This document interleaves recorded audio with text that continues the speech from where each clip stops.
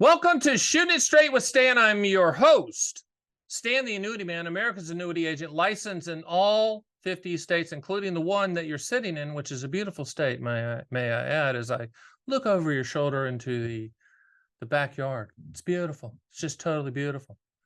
Today's topic is planning lifetime income for your spouse. This is a big one. So planning lifetime income using annuities and doing that for your spouse. Now, the lovely Christine, you've heard of her before. She's been married to the annuity man for over 35 years. She met me in college, was enamored with me, if you can only imagine that. And she has put up with me and my shenanigans and just who I am, which is a handful, for all these years. And I've been in the financial business the whole time we've been married. Dean Witter, Payne Weber, UBS, Morgan Stanley, and then the infamous Annuity Man. As I left UBS, I'm gonna go be Stan the Annuity Man. She's like, huh? She did a Scooby-Doo. I'm like, yeah, it's gonna work. She's like, huh? Anyway, she has no interest in finances. She has absolutely no interest in stocks and bonds and annuities and math around finance, etc. Very smart, master's degree, the whole thing. Okay. By the way, just keeping score, she has a master's degree in clinical psychology. I really believe that I am a long-term project of hers, of which she is writing a book that she's not telling me about. It'll be a bestseller and she'll cut me out of the royalties, but I digress. But because she's put up with me, I'm planning lifetime income for her when I die. And there's a lot of you out there that are in the same conundrum. And I get these calls a lot. Stan, I need to set something up for the spouse. And there's a lot of, females out there, not to be sexist, because I'm not. A lot of females run the finances and they're trying to set something up for their husband who doesn't care and all he does is play guitar and work on the Corvette.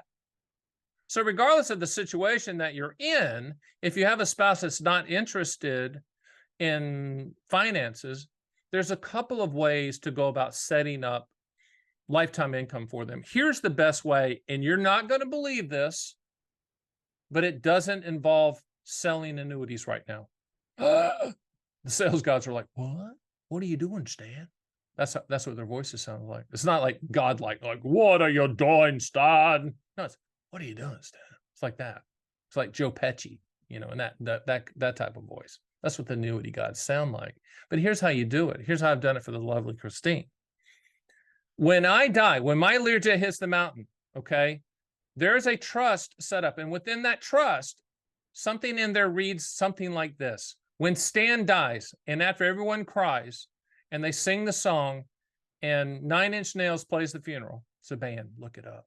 And they play the funeral, okay, there's going to be an immediate annuity purchased for the lovely Christine for life and a cash refund. So my daughters, okay, will get the cash refund, but it'll be set up for her to get a lifetime income stream.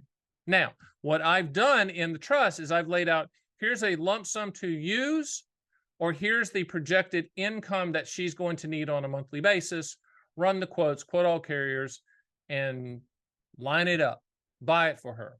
So I'm not throwing darts at the lifetime income. In other words, a lot of people go, what can I buy right now for Margaret so that she gets lifetime income when I die? And I'm like, hey, Fred, when are you going to die? Well, I don't know that, Stan, but I want to buy it now. So when I die, she has it. I'm like, well, you haven't told me when you're going to die. And by the way, for the record, death is not a good strategy. You can only use it once. I need you to think about that. As Bill Black says, the life insurance guru I have on my Fun with Annuities podcast, hey, Stan, one out of one of us is going to die. I'm like, thanks, Zig Ziglar, Mr. Motivation. But it's true. So that's what I've done for my wife. I've also done similar things for my kids when I lovingly handcuff them. It's called lovingly handcuffing your beneficiaries, doing the same thing. When I die, an immediate annuity is to be purchased for them to pay for their life, so they don't get the lump sum and buy the Lamborghini with cash. But with the spouse, that's what you do. Yes, you can buy a deferred income annuity and defer it out. Yes, you can buy a QLAC and defer it out. Yes, you can buy and set it up joint life, obviously. Yes, you can buy an income rider and defer it out and set it up joint life. That's called throwing darts at death. And that's okay. You might say, I know for a fact, Stan, that I'm not going to live to age 85. I'm going to push the QLAC to age 85, and she can change the start date if she wants to, but I'm going to put her on here for lifetime income. Great. You can do that. You can do that. And QLACs are a great way to use your IRA and attach your spouse for joint lifetime income. They deserve it. Yes, it's going to be a lower payment because it's on two people, not one, but they put up with you for all these years. Take your IRA money, put $200,000 of it in a QLAC for lifetime income for both lives, and put your spouse on there. QLACs, that's an easy way to do it and lessen your RMDs. But I really like the trust part of it. Yes, you'll have to go see a lawyer, a trust lawyer. I like trust lawyers. They're not like, I mean, they're trying to help, right? They really are trying to help. And the trust should be revisited every single year. But my wife knows that when I die, there's a huge life insurance policy. So if I die unexpectedly, kind of look into it, if you know what I mean. So there's a huge life insurance lump sum coming. And that can be, she could, you know, the trustee, the executor of the trust can choose to use that lump sum or whatever lump sum to buy that immediate annuity for my wife at the time of my death. Now, why is that important? Why is that something I want you to think about? I asked, a guy called the other day and we're having this conversation and we got to this point. I said, why don't you just set up a trust and do what I just said and what I just explained?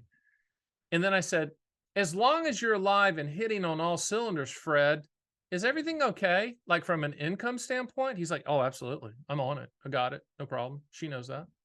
Great. Then let's plan for your death. Let's plan for what happens on your death. The only caveat to that is a lot of people like to plan something for their spouse in case you have cognitive decline. Problem with cognitive decline, and when you get it, you might not know you have it because you have cognitive decline, right? So,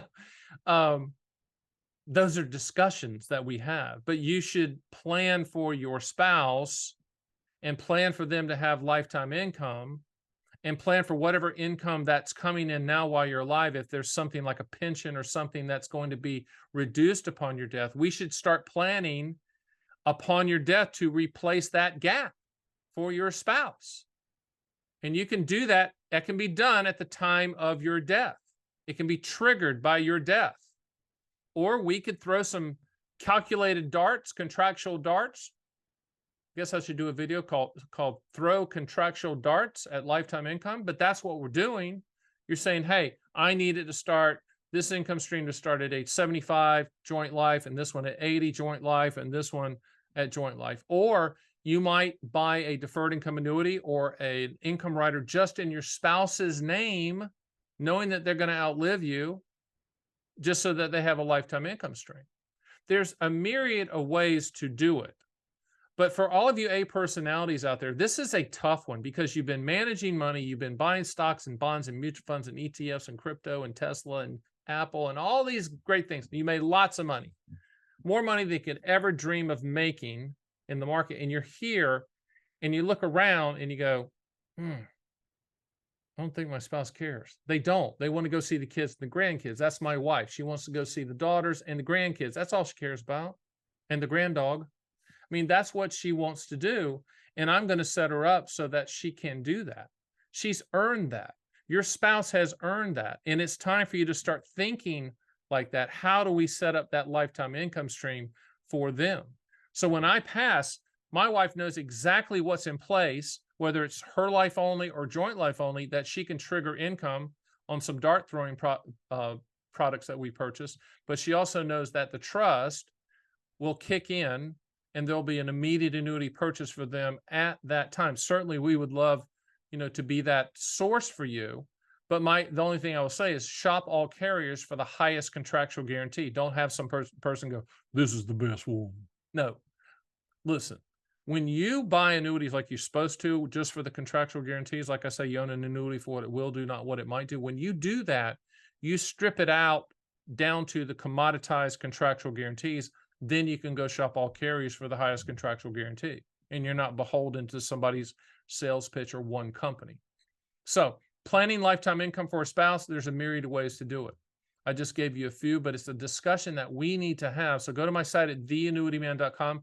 Schedule a call so that we can discuss the details of your specific situation. Let's take care of them. Let's take care of them. They have put up with us. Nod your head. They have. And if they're anything like my wife, they could care less about markets. They could care less about, volatility indexes or annuities, or they don't care. They don't care. They just want to live a good life, which they deserve, and they want to go see family, and they want to make sure that money's hitting that bank account so they don't have to worry. And it's up to us to put those contractual guarantees in place so that they won't worry. And that's a legacy that both you and me are going to do. And I just hope I can help you with that. My name is Stan, the Annuity Man. That's Shooting It Straight with Stan. We'll see you next time.